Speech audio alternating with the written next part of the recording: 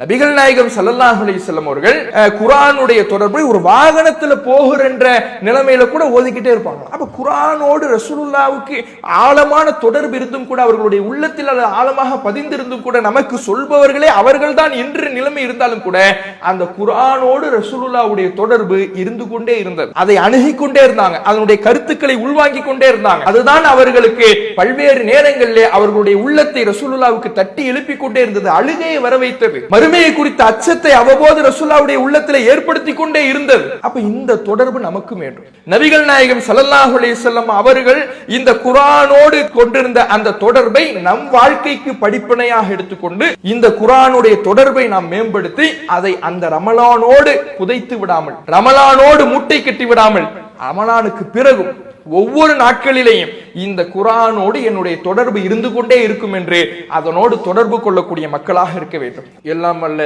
ஏக இறைவனின் அன்பும் அருளும் நம் உயிரினு மேலான நபிகள் நாயகம் ஸல்லல்லாஹு அலைஹி வஸல்லம் அவர்கள் மீதும், அவர்களது வாழ்க்கை வழிகாட்டுதல்களை தங்களால் இயன்றளவு பின்பற்றி வாழ்ந்து மரணித்த நபித்தோழர்கள் மீதும் நபித்தோழியர்கள் மீதும், குறிப்பாக ஜும்மா எனும் கடமையை நிறைவேற்றுவதற்காக இங்கு குழுமியிருக்கும் நம் அனைவர் மீதும் என்றென்றும் நின்று நிலவட்டுமாக. கண்ணியத்துக்குரிய எல்லாம் அல்ல அல்லாஹுவின் நல்லடியார்களே, அல்லாஹு ரப்புல் ஆலமீன் நம்மை நெறிப்படுத்துவதற்காக திருமறை குர்ஆன் என்ற வேதத்தை இறைவன் வழங்கி அதை இறுதி தூதர் நபிகள் நாயகம் ஸல்லல்லாஹு அலைஹி வஸல்லம் அவர்கள் மூலமாக இந்த அகில மக்கள் அனைவருக்கும் இறைவன் தந்திருக்கின்றான். ஒரு மனிதன் இந்த உலகத்தில் வாழ்கிற பொழுது தன் வாழ்க்கையை எப்படி அமைத்துக் கொள்ள வேண்டும் என்ற எல்லா விதமான வழிகாட்டல்களையும் உள்ளடக்கிய வேதமாக திருமறை குர்ஆன் இருக்கிறது. ஒரு இறை நம்பிக்கையாளன் தன்னுடைய வாழ்வில் எதை செய்ய வேண்டும், எதை செய்யக்கூடாது, இறைவனோடு அவனுடைய தொடர்பு எப்படி அமைய வேண்டும், மார்க்க விஷயத்திலே அவன் எப்படி நடந்து கொள்ள வேண்டும், அவனுக்கு அனுமதிக்கப்பட்டது என்ன, தடுக்கப்பட்டது என்ன, இந்த உலகத்தில் நல்ல மனிதனாக அவன் வாழ்ந்தால் நாளை மறுமையிலே அவனுடைய நிலை எப்படி இருக்கும் என்று இப்படி அனைத்து விஷயங்களையும் இறைவன் அந்த குர்ஆனிலே நமக்கு தெளிவுபடுத்தி இருக்கிறான். இத்தகைய இந்த குர்ஆனோடு நம்முடைய தொடர்பை நாம் எப்போது மேம்படுத்துகிறோமோ அப்போது நாம் இந்த மார்க்கத்தோடு கூடிய தொடர்பையும் இறைவனுடைய அச்சத்தையும் நம்முடைய உள்ளத்திலே மேம்படுத்தி அல்லாஹ்வுக்கு பயந்து நடக்கின்ற நல்லடியார்களாக நம்மை நாம் மாற்றிக்கொள்ள முடியும். அத்தகைய ஒரு சக்தியை, ஒரு அற்புதத்தை திருமறை குர்ஆனுக்கு இறைவன் ஏற்படுத்தி இருக்கிறான். அல்லாஹ் திருமறை குர்ஆனை பற்றி சொல்லுகிற பொழுது, இன்னமல் முஃமினூன் அல்லதீன், முஃமின்கள் என்றால் யார் என்றால், இதா ذுக்கிரல்லாஹ், அவர்களுக்கு அல்லாஹ் என்று சொல்லப்பட்டு விட்டால், வஜிலத் குலூபுஹும், அவர்களுடைய உள்ளங்கள் நடுநடுங்கி போய்விடும். அல்லாஹ்ங்கிற பெயரை கேட்டுவிட்டாலே, இறைவனுடைய திருநாமத்தை அவர்களுடைய செவிகளில் வாங்கி கொண்டாலே அவர்களுடைய உள்ளங்கள் எல்லாம் அச்சத்தினால், இறையச்சத்தினால் நடுநடுங்கி போய்விடும். وَإِذَا تُلِيَتْ عَلَيْهِمْ آيَاتُهُ, அல்லாஹ்வுடைய வேத வசனங்கள் அவர்களுக்கு ஓதி காட்டப்படுகின்ற பொழுது, திருமறை குர்ஆனுடைய வசனங்களை அவர்கள் செவிதாழ்த்தி கேட்கிற பொழுது, ஜாதத்துஹும் ஈமானா, அது அவர்களுடைய இறை நம்பிக்கையை அதிகப்படுத்தும். ஈமானை, அவர்களுடைய உள்ளத்தில் இருக்கின்ற அல்லாஹ்வை பற்றிய நம்பிக்கையை அது மேம்படுத்தும் என்று இறைவன் குர்ஆனிலே சொல்லுகிறான். இதோடு மட்டும் இருக்காது, அவர்கள் அல்லாஹ்வை மீது முழு நம்பிக்கை உள்ளவர்களாக, தவக்குல் உள்ளவர்களாக மாறுவார்கள், தொழுகையை நிலைநாட்டுபவர்களாக மாறுவார்கள், ஜக்காத்தை வழங்குபவர்களாக மாறுவார்கள். இப்படி இந்த மார்க்கம் தொடர்பான அனைத்து மாற்றத்திற்கும் அவர்களுக்கு வித்திடக்கூடியது திருமறை குர்ஆனுடைய வசனம். அவர்களுடைய ஈமானை மேம்படுத்தி இஸ்லாத்தை நோக்கி அவர்களுடைய செயல்பாடுகளை அவர்களுடைய உள்ளத்திலே, அவர்களுடைய வாழ்க்கையிலே அது உறுதிப்படுத்தும் என்று இறைவன் குர்ஆனிலே குறிப்பிட்டு காட்டுகிறான். அதே போல இன்னொரு இடத்திலே இறைவன் சொல்லுகிற பொழுது, இதா சமிஉ மா உன்சில இலர் ரசூல், இந்த தூதருக்கு, நபிகள் நாயகம் ஸல்லல்லாஹு அலைஹி வஸல்லம் அவர்களுக்கு அருளப்பட்ட செய்தியை நன்மக்கள் செவியுறுவார்கள் என்றால், தரா அய்யுனஹும், அவர்களுடைய கண்களை நீங்கள் பார்ப்பீர்கள், தஃபீது மினத் தம்இ மிம்மா அரஃபு மினல் ஹக்.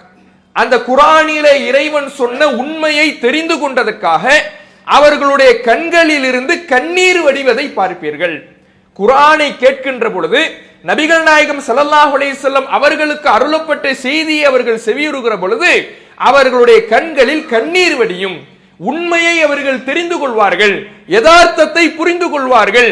மார்க்கத்தினுடைய அடிப்படையை உள்வாங்குகிற பொழுது அவர்களுடைய உள்ளத்திலே இறையச்சம் மேலோங்குகிற பொழுது, தன் வாழ்வோடு அதை உரசி பார்க்கிற பொழுது, இறைவன் தடுக்கக்கூடிய காரியங்கள் என் வாழ்வில் இடம்பெறுகிறதே, இதற்காக நான் அல்லாஹ்விடத்திலே பாவ மன்னிப்பு தேட வேண்டுமே, இறைவனிடத்தில் நான் பாவ மன்னிப்பு தேடாமல் நாளை மறுமையிலே அல்லாஹ்வை சந்திக்கிற பொழுது ஒரு பாவியாக இறைவன் முன்னிலையிலே நின்று விட்டேன் என்றால் நஷ்டத்தை சந்திக்க நேரிடுமே, நரகத்தை சந்திக்க நேரிடுமே என்ற அச்சத்தின் விளைவாக குர்ஆனை கேட்கின்ற பொழுது உண்மையை முழுமையாக அறிந்து கொண்டு அவர்கள் கண்களில் இருந்து கண்ணீர் வடியும் என்று அல்லாஹ் குர்ஆனிலே சொல்லுகிறான். இப்படியான இரையச்ச மாற்றங்கள் திருமறை குர்ஆனின் மூலமாக அதை அணுகுகிற, அதை படிக்கின்ற, வாசிக்கின்ற, கேட்கின்ற ஒவ்வொரு இறை நம்பிக்கையாளர்களுக்கும் ஏற்படும் என்பதை குர்ஆனின் பல்வேறு வசனங்கள் நமக்கு எடுத்துரைக்கிறது. இப்படியான இந்த குர்ஆனோடு நம்முடைய தொடர்பு எப்படி இருக்கிறது? அதோடு நம்முடைய தொடர்பை நாம் மேம்படுத்தி இருக்கிறோமா? இன்றைக்கு குர்ஆன் என்பது மக்களுடைய தொடர்பை விட்டு வெகு தூரத்திலே இருப்பதை பார்க்கிறோம். மக்கள் அந்த குர்ஆனில் இருந்து வெகு தொலைவிலே இருப்பதை பார்க்கிறோம்.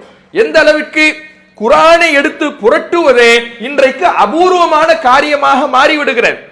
அதை எடுத்து புரட்டுவது கிடையாது, அதனுடைய கருத்துக்களை உள்வாங்குவது கிடையாது, தொழுகைக்காக மனனம் செய்வது கூட கிடையாது. தொழுகையிலே நாம் எந்த அளவுக்கு இந்த தொழுகையிலே குர்ஆனை ஓத வேண்டும் என்கின்ற சட்டத்தை கடைபிடிக்கின்றோம்.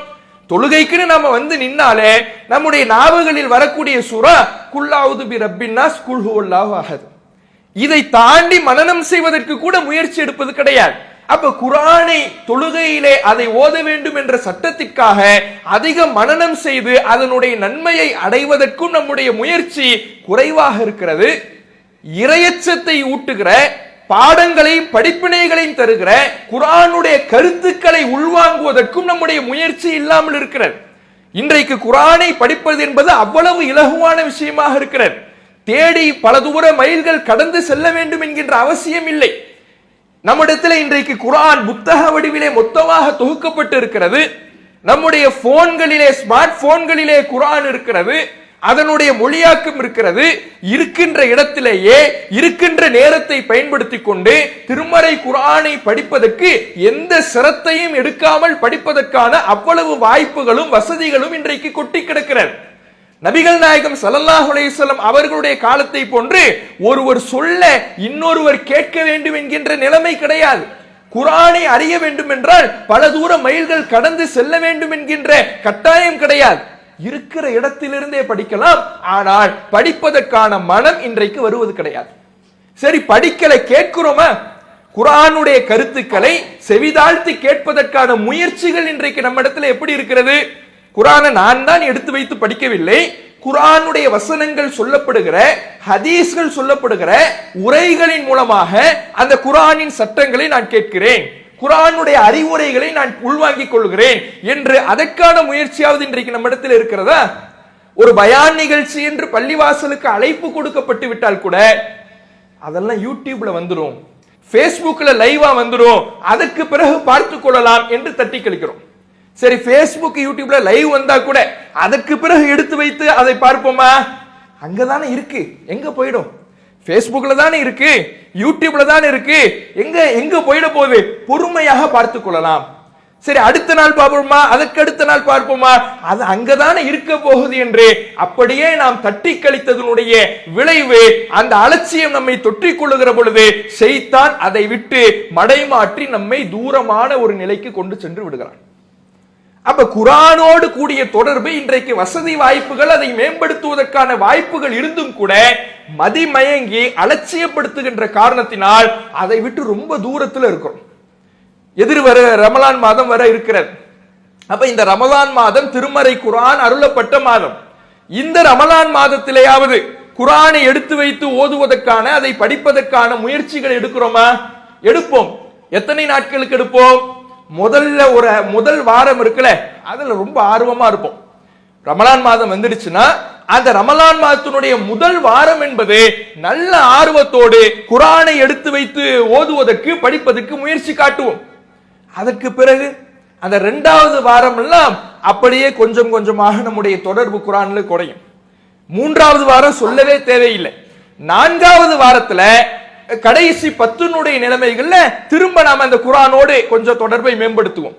அதுக்கப்புறம் பெருநாள் வந்துவிட்டால் மூடி வைக்கப்படுகின்ற குர்ஆன் தான், போனிலே மூடப்படுகின்ற குர்ஆன் தான்.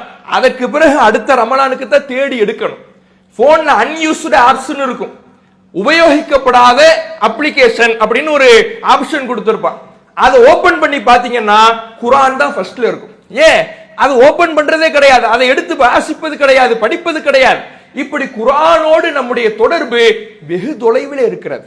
ஆனால் நமக்கெல்லாம் முன்மாதிரியாக இருக்கின்ற நபிகள் நாயகம் ஸல்லல்லாஹு அலைஹி வஸல்லம் அவர்கள், யாருக்கு குர்ஆன் அருளப்பட்டு யாரின் மூலமாக இந்த சமுதாயத்திற்கு கிடைத்ததோ அத்தகைய நபிகள் நாயகம் ஸல்லல்லாஹு அலைஹி வஸல்லம் அவர்கள் இந்த குர்ஆனோடு எத்தகைய தொடர்பை வைத்திருந்தார்கள். அன்னை ஆயிஷா ரலியல்லாஹு அன்ஹா அவர்கள் சொல்லுகிறார்கள், கான குலுகுஹு அல் குர்ஆன். நபிகள் நாயகம் ஸல்லல்லாஹு அலைஹி வஸல்லம் அவர்களுடைய குணமே குர்ஆனாகத்தான் இருந்தது. அவர்களுடைய வாழ்க்கையை எடுத்து பார்த்தோம் என்றால், அவர்களுடைய குணத்தை எடுத்து பார்த்தோம் என்றால், அவர்களுடைய நடவடிக்கையை செயல்பாட்டை எடுத்து பார்த்தோம் என்றால் அதிலே குர்ஆன் பிரதிபலிக்கும். பேசினால் அதில் குர்ஆன் பிரதிபலிக்கும். குர்ஆன் பிரதிபலிக்கும்னா என்ன? குர்ஆன் எப்படி பேச சொன்னதோ அப்படி இருக்கும் அவர்களுடைய பேச்சு. குர்ஆன் எப்படி நடக்க சொன்னதோ அப்படி இருக்கும் அவர்களுடைய நடத்தை. ஒவ்வொரு செயல்பாட்டிலையுமே, ஒவ்வொரு பேணுதலான விஷயத்திலையுமே, ஹலால் ஹராமை பேணுவதிலேயும், மற்றவர்களிடத்தில் நடந்து கொள்ளுகின்ற முறைகளிலேயும், இப்படி அவர்களுடைய வாழ்வின் ஒவ்வொரு அங்குலத்திலையும் குர்ஆனுடைய சட்டங்கள், குர்ஆனுடைய வழிகாட்டல்கள், அறிவுரைகள் பிரதிபலிக்கும். ரசூலுல்லாஹ்வுடைய வாழ்க்கையே குர்ஆனாகத்தான் இருந்தது, குர்ஆன் பிரதிபலித்தது. அப்ப நபிகள் நாயகம் யாருக்கு குர்ஆன் அருளப்பட்டதோ, இந்த சமுதாயத்துக்கு யார் முன்மாதிரியாக இருந்தார்களோ அத்தகைய நபிகள் நாயகம் ஸல்லல்லாஹு அலைஹி வஸல்லம் அவர்களுடைய வாழ்க்கையே குர்ஆனாகத்தான் இருந்தது. எல்லாத்திலையும் குர்ஆன் பிரதிபலித்தது. பேச்சில் பிரதிபலித்தது, செயலில் பிரதிபலித்தது, நடையில் பிரதிபலித்தது, உடையில் பிரதிபலித்தது, உணவில் பிரதிபலித்தது. எல்லா விஷயங்களிலுமே அல்லாஹ்வுடைய தூதர் அவர்களுடைய வாழ்க்கையில் குர்ஆன் பிரதிபலித்தது. ஏன்? ரசூலுல்லாஹ் அந்த குர்ஆனுடைய தொடர்போடு எப்போதும் இருந்து கொண்டே இருப்பார்கள். அந்த குர்ஆனை இறையச்சத்தோடு ரசூலுல்லாஹ் அணுகிக்கிட்டே இருப்பாங்க. தொழுகையில நின்று நாம ஓதுகிறோமே, தொழுகையில நின்று ஓதுகின்ற பொழுது கூட அந்த குர்ஆனுடைய கருத்தை ரசூலுல்லாஹ் உள்வாங்குவாங்க. இன்றைக்கு குர்ஆனுடைய கருத்தை உள்வாங்குவது ஒரு பக்கம் இருக்கட்டும், நாம என்ன வச்சிருக்கிறோம்? டிஃபால்ட்டா 2 சூரா வச்சிருப்போம், குல்ஹூது பிரப்பின்னாஸ், குல் ஹுவல்லாஹு அஹத். இல்ல இதை விட ரொம்ப அர்ஜென்ட்னா இன்னா அத்தைனா கல் கௌசர். இந்த டிஃபால்ட்டா ஒரு 2-3 சூறாக்களை மட்டும் அறிந்து வைத்திருப்போம். அதை தாண்டி மனனம் செய்வதற்கு எந்த முயற்சிகளும் எடுக்காதவர்களாக நாம இருக்கிறோம். ஆனா அல்லாஹ்வுடைய தூதர் அவர்கள் தொழுகையில நின்று குர்ஆன் ஓதுறாங்கல்ல, அது கூட அவர்களுடைய உள்ளத்துல தாக்கத்தை ஏற்படுத்தும். எந்த அளவுக்குன்னா சஹாபாக்கள் அறிவிக்கின்றாங்க, ரஅய்து நபிய ஸல்லல்லாஹு அலைஹி வஸல்லம் நபிகள் நாயகம் ஸல்லல்லாஹு அலைஹி வஸல்லம் அவர்கள் தொழுவார்கள், வஃபி சத்ரிஹி அஸீஸுன் கஅஸீஸி ரிஹா மினல் புகா. தொழுகையில நிற்கின்ற பொழுது அவர்களுக்கு அழுகை மேலிடும். குர்ஆனை வாசிக்கிற காரணத்தினால் அதனுடைய கருத்துக்களை உள்வாங்குகிற பொழுது அல்லாஹ்வுடைய தூதர் அவர்கள் தொழுகின்ற நிலையிலேயே அழுவார்கள். அப்படி அழுகையின் காரணத்தினால உலை கொதிப்பதை போன்ற ஒரு சப்தம் வரும். அழுகுறாங்கல்ல, ஒரு உலை கொதிக்கின்ற போது எப்படி சத்தம் வருமோ அது போன்ற அல்லாஹ்வுடைய தூதர் அவர்கள் தொழுகையிலே நிற்கின்ற பொழுது சப்தம் வரும். அந்த சப்தத்தின் பின்னணி அல்லாஹ்வுடைய தூதர் அவர்கள் தொழுகையிலே நின்று அழுது கொண்டிருக்கிறார்கள் என்று நாங்க தெரிஞ்சுக்குவோம். யோசிச்சு பாருங்க, தொழுகையிலே ஓதுகின்ற பொழுது கூட அதை ஒரு சடங்காக ஓதாமல், சம்பிரதாயமாக ஓதாமல், அதனுடைய கருத்தை உள்வாங்கி, அதனுடைய கருத்தை விளங்கி, அது சொல்லுகின்ற பாடங்களை, படிப்பினைகளை பெற்று அந்த கருத்துக்களின் விளைவால் உள்ளத்திலே அச்சம் மேலோங்கி அழுகக்கூடியவர்களாக அல்லாஹ்வுடைய தூதர் அவர்கள் இருந்திருக்கிறாங்க. குர்ஆன் யாருக்கு அருளப்பட்டதோ அத்தகைய நபி ஸல்லல்லாஹு அலைஹி வஸல்லம் அவர்களிடத்திலே இத்தகைய மாற்றத்தை தொழுகையிலே பார்க்க முடிந்திருக்கிறது. இன்னும் அல்லாஹ்வுடைய தூதர் அவர்கள் அப்துல்லாஹ் இப்னு மஸ்ஊத் ரலியல்லாஹு அன்ஹு அவர்கள்ட்ட வராங்க.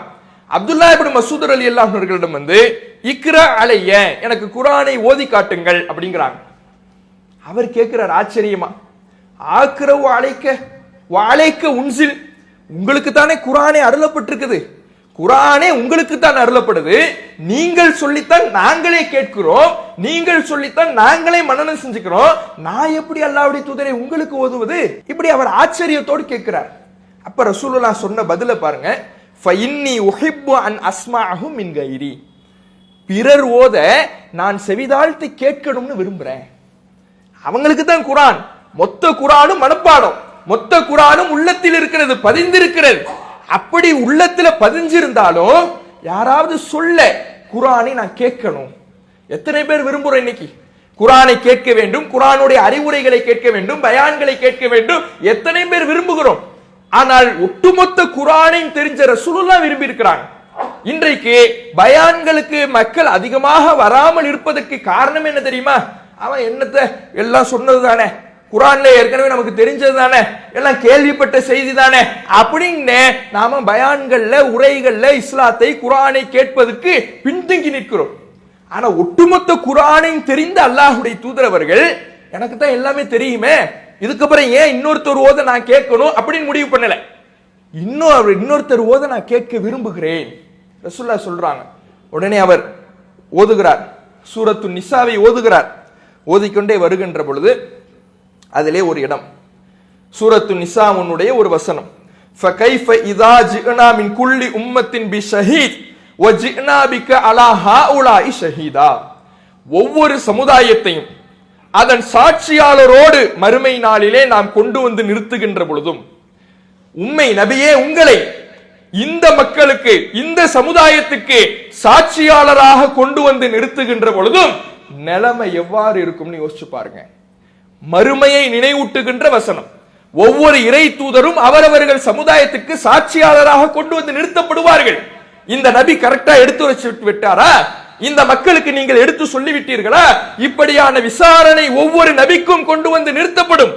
அதே போல ரசூலுல்லாஹுக்கு அவர்கள் கொண்டு வந்து நிறுத்தப்படுறாங்க. இந்த சமுதாயமும் ரசூலுல்லாஹும் வழக்கு மன்றத்தில் நிறுத்தப்படுவார்கள். அப்படி நிறுத்தப்படும் பொழுது நிலைமை எப்படி இருக்குன்னு யோசிச்சு பாருங்க.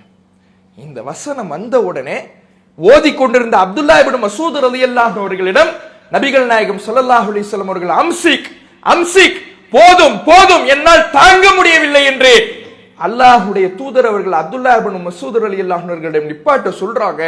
அவர் ஓதி நிப்பாட்டி விட்டு ரசூலுல்லாஹ்வை பார்க்கிறாரு. ஃபஇதா ஐனாஹு தஸ்ரிஃபான், நபி ஸல்லல்லாஹு அலைஹி வஸல்லம் அவர்களுடைய இரண்டு கண்களும் கண்ணீரை வடித்துக் கொண்டிருக்கிறது. குர்ஆனை கேட்கிறதுனுடைய பவர் இதான்.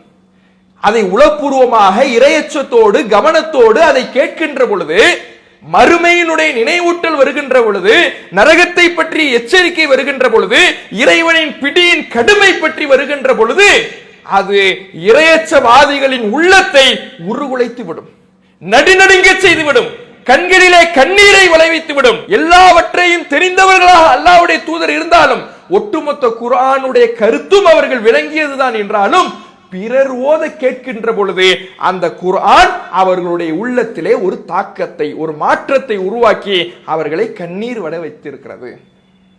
இன்றைக்கு நாம என்ன முயற்சி பண்றோம் யோசிச்சு பாருங்க. எல்லாம் கேட்டது தானே, நமக்கு தெரியாததா? நாம எவ்வளவு நாளா பயான் கேட்டுக்கிட்டு இருக்கிறோம், எவ்வளவு நாளா குர்ஆன் ஓதிக்கிட்டு இருக்கிறோம், எனக்கு தெரியாததா என்று நாம் நினைத்து தட்டி கழிக்கின்றோம். ஆனால் நபிகள் நாயகம் ஸல்லல்லாஹு அலைஹி வஸல்லம் அவர்கள் அப்படி பண்ணவே இல்லை. இன்னொருத்தர் ஓத கேட்கிறதுக்கு ஆர்வப்படக்கூடியவர்களாக இருந்தாங்க.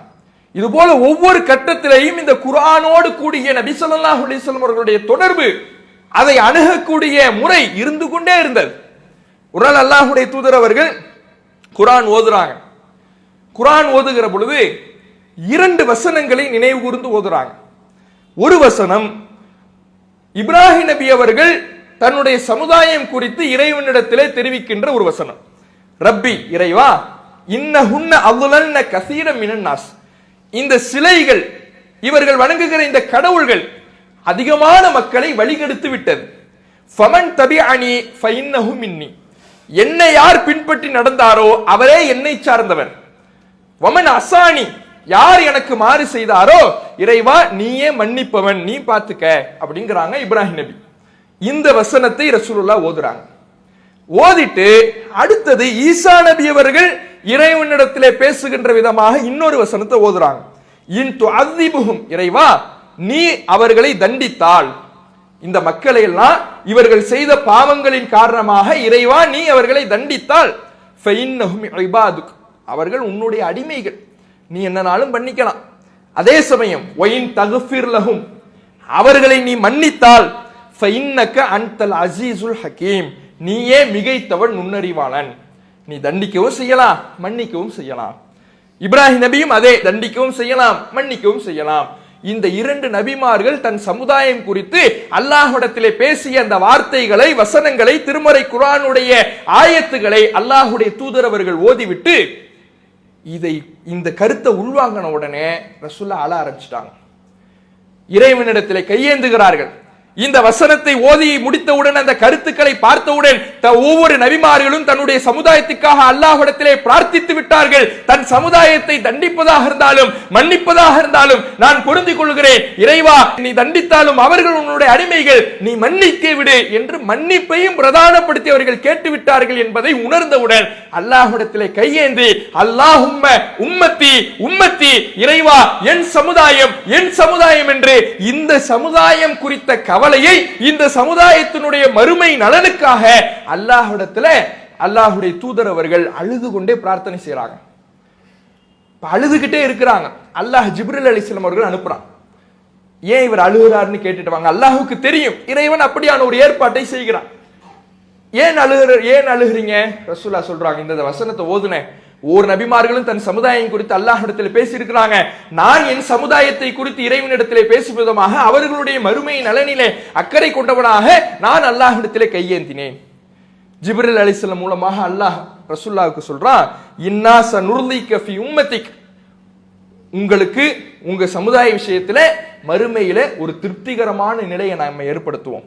வலா நசுக், உங்களுக்கு கவலையை தந்துட மாட்டோம், கவலைப்படாதீங்க, நீங்க விரும்பின மாதிரிதான் அவர்களுடைய மறுமை வாழ்க்கை இருக்கும் என்று அல்லாஹ் அவர் ரசூலுல்லாஹ்வை ஆறுதல் படுத்துறான்.